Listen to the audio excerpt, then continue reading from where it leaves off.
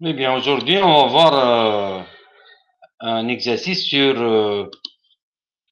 la convection mixte, c'est-à-dire la convection où on a une convection naturelle et la convection forcée à la fin.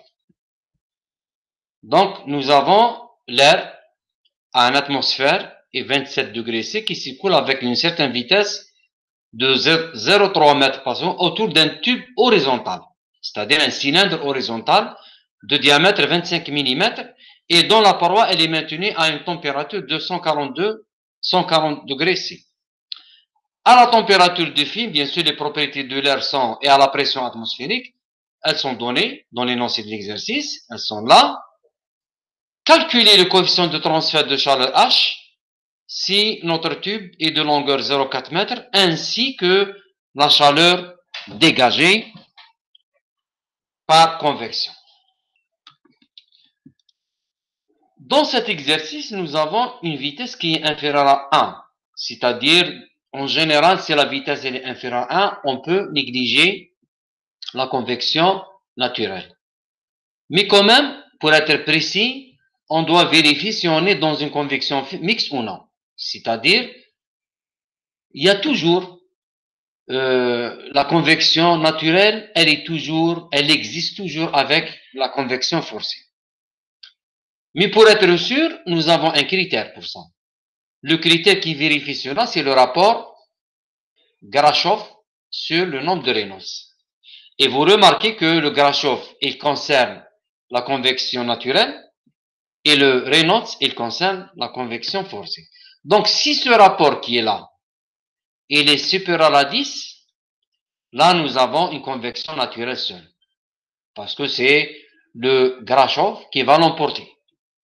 Mais si vous avez, par exemple, ce rapport qui est inférieur à 0,1, on peut dire que nous avons uniquement une convection forcée seule.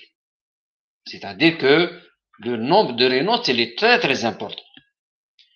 Si ce rapport il est compris entre 0,1 et 10, là, on ne peut pas négliger l'une ou l'autre. Donc, on est obligé de considérer une convection mixte.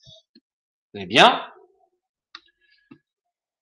Dans le cas d'un seul type de convection, un seul mode, là, on applique la méthode connue qu'on a déjà vue dans les exercices précédents. Mais si on a une convection mixte, alors le Nusselt, le nombre de Nusselt, qui est le nombre le plus important en transfert, parce que c'est le nombre qui va vous donner le H, coefficient de convection, et le H, on va l'utiliser pour avoir la chaleur dégagée. Donc, dans le cas de convection mixte, le Nusselt, il est donné par cette expression.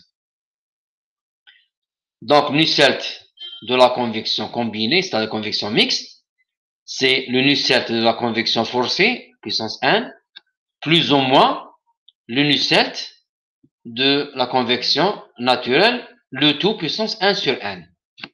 Très bien. Le Nusselt de chaque type qui est là est calculé à part. C'est-à-dire, on va calculer le cas naturel à part. Ensuite, on va calculer le cas forcé seul. Ensuite, on va soit faire une somme, soit faire une soustraction. On va revenir. Le n qui est là, il est compris entre 3 et 4. En général, les corrélations les plus proches de la réalité, elles utilisent un n égale 3. Première remarque. Deuxième remarque, le signe qui est là, plus ou moins.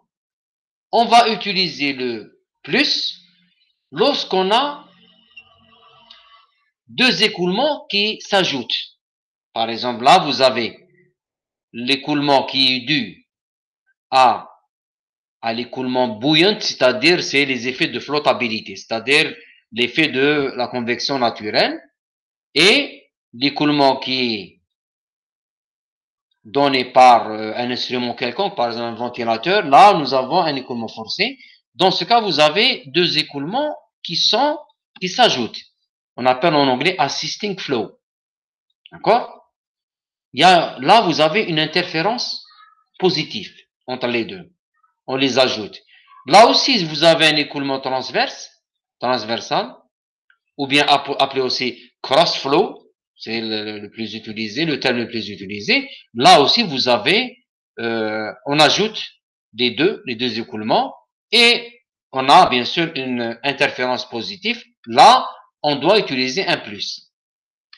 Maintenant, quand est-ce qu'on utilise le moins? Ici, lorsqu'on a deux écoulements qui sont opposés. Par exemple, là, vous avez l'écoulement de flottabilité, buoyant flow, qui est vers le bas, et l'écoulement forcé vers le haut. Là, vous avez un écoulement opposé, deux écoulements qui sont opposés. Là, vous allez utiliser un moins.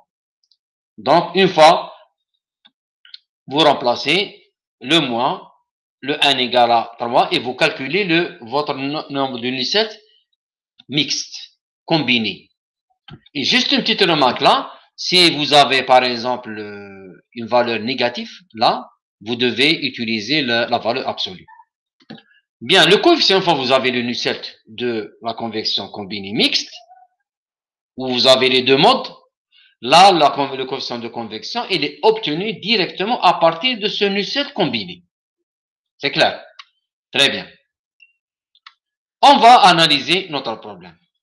Nous allons calculer le nombre de Reynolds. Le nombre de Reynolds, il est basé sur le diamètre du cylindre, c'est clair. Donc, vous aurez une valeur de 353. Le nombre de Grashof aussi, il est basé sur le diamètre, la longueur caractéristique dans notre cas. Rappelez-vous bien, dans le cas d'un cylindre horizontal, le nombre, la dimension caractéristique, c'est la dimension ou bien la longueur de la dimension qui est attaquée par la couche limite, c'est-à-dire c'est la longueur de développement de la couche limite. Donc, vous avez un cylindre qui est comme ça, d'accord? Vous avez un écoulement qui est comme ça. Donc là, la dimension caractéristique, c'est le diamètre. Donc, dans un cas de cylindre horizontal, la dimension caractéristique dans le nombre de Reynolds et dans le Grashof, c'est le diamètre. Très bien. On trouve 1 10 puissance 5. Donc, le rapport de critères pour voir est-ce qu'on est dans le mode mixte ou bien dans le mode naturel bien forcé, c'est ce rapport Grashof sur Reynolds 2. Donc, je divise 353 divisé par 1 10 puissance 5. On trouve 0,8. On remarque que ce rapport, il est supérieur à 0. C'est-à-dire, on ne peut pas négliger l'un ou l'autre. On est dans les deux modes à la fois. Donc, les deux modes existent. On est dans une convection mixte. Bien. Nous allons calculer maintenant le nusselt pour chaque mode séparément. Premièrement, le cas d'une convection naturelle seule, vous avez le nombre de relais, on l'a calculé. Le nombre de relais, c'est quoi? C'est le Grashof fois le nombre de prendre. On trouve 0,7 10 puissance 5. Le nusselt, il est obtenu pour ce nombre et cette géométrie et cette position horizontale. Remarquez bien que la dimension, la longueur caractéristique, c'est D. Elle est donnée, le nombre de nusselt, pardon, il est donné par la corrélation suivante.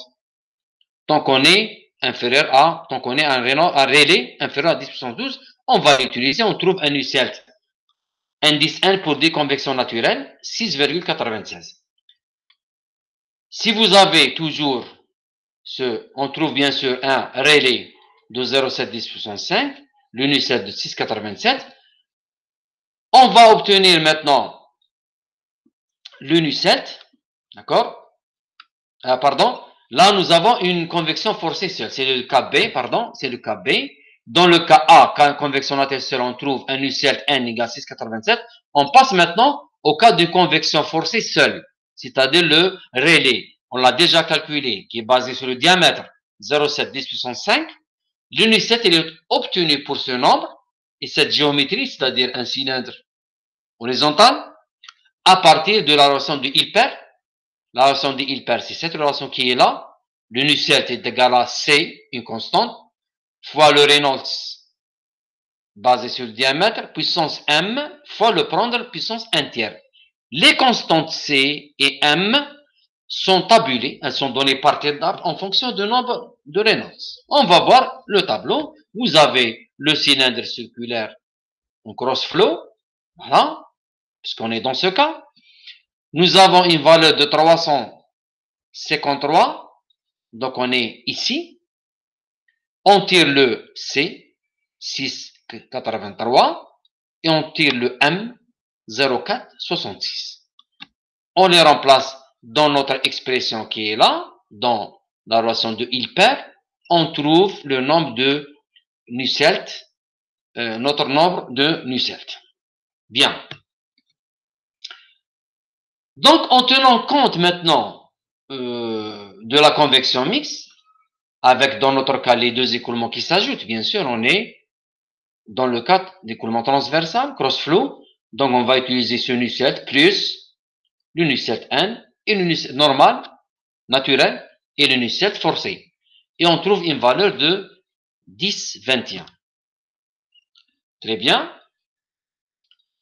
Donc, une fois que vous avez le Nusselt combiné, 10,21, on tire facilement le coefficient de convection à partir de la relation connue. D'accord? Remarquez bien le D ici. Vous trouvez 12,46. Et la chaleur, finalement, la chaleur dégagée, elle est donnée par l'expression de Newton, coefficient de convection. A, c'est PDL, c'est la surface latérale, c'est normal. Et H, c'est le coefficient qu'on a trouvé pour la convection mixte. Et on trouve une chaleur de 44,21.